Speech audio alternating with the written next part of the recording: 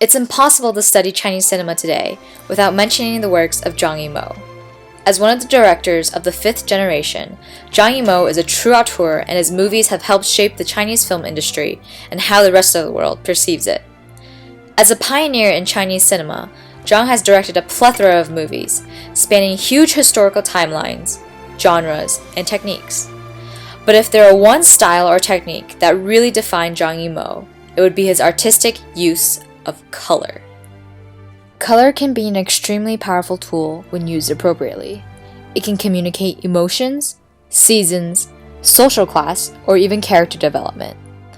While many directors have used color to highlight certain moments in a movie or to set a particular mood, no one uses color quite the way that Zhang does.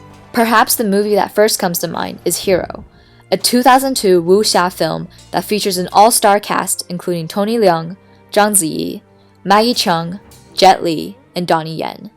In this film, a nameless warrior narrates his story to the emperor, but is challenged by the king to recount things differently, resulting in multiple versions of the same event. To capture each retelling, Zhang divides the film into 5 segments, each saturated by a single distinct color. 3 of the segments, denoted by red, blue, and white, mark the different stories that are told, with only one being true, a setup mirroring that of Kurosawa's Rashomon. While Zhang claims that there was no particular meaning to each color within each segment, many would agree that the colors do take on their own special meaning. Red representing love and romance, blue, struggle and climax, white, death and mourning, green, memories and unknown. What results is a feast for our senses. Whereas colors served a very functional purpose in Hero to partition and segment the movie, color is used in a much more symptomatic and even political way in some of Zhang's earlier films. Stepping back a bit, many of Zhang's earliest works were centered around the color red, and in his 1991 film, Raise the Red Lantern, Zhang literally paints with the color. In this film, Gong Li starts as a young concubine who struggles against the other wives to win affection and attention from her husband, only to end up realizing how broken and hopeless their situations are. The red lanterns within the movie are symbols of both power and oppression, for even though the wife that gets the lantern is treated with the most respect and luxury, they are all, in fact, slaves to the system. Where red symbolized love and passion in Hero, here it represents jealousy, power, rage, and even death.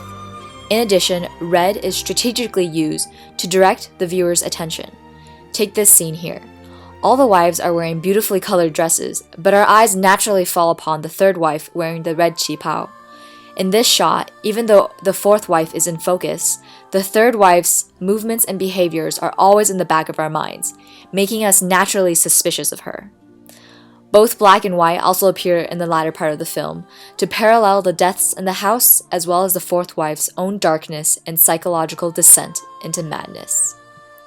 Red takes on a whole new role in To Live, and is used and reused to represent authority and oppression.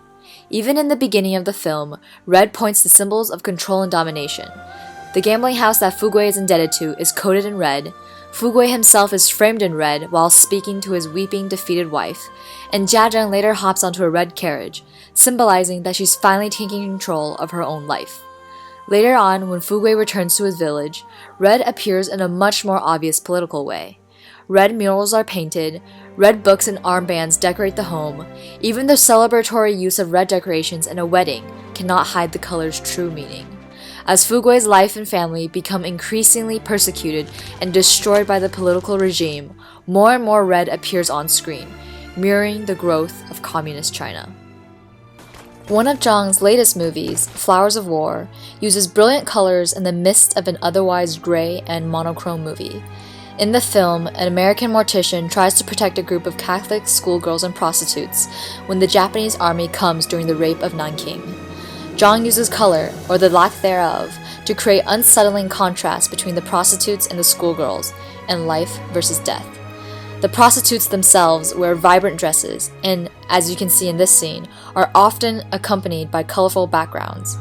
This contrasts with the dull uniform clothing of the schoolgirls, soldiers, and priests, and thus highlights the individuality of each woman, making it easier for the viewer to distinguish and remember them.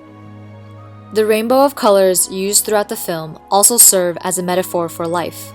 One of the most important and repeated scenes in the movie is the shot of the church's stained glass window. It's used as a peek hole into the outside world, as well as an opening to save a young girl's innocence. It serves as a backdrop for when the schoolgirls are preparing to leave the church and go out into the real world, and as the credits roll, the stained glass window frames the true heroes in this story, those that sacrificed their own lives to save those of the schoolgirls. So now that you've seen how Zhang Yimou uses color, how will you use color the next time you're filming a movie? Will you use it symbolically and metaphorically? How about to stimulate your audience's senses? Or maybe even to hide a secret message? Zhang's treatment of color proves that some of the simplest visual cues can provide a lot of meaning and functionality in a movie. So the next time you want to communicate a subtle idea or draw the viewer's eyes, let color do the talking.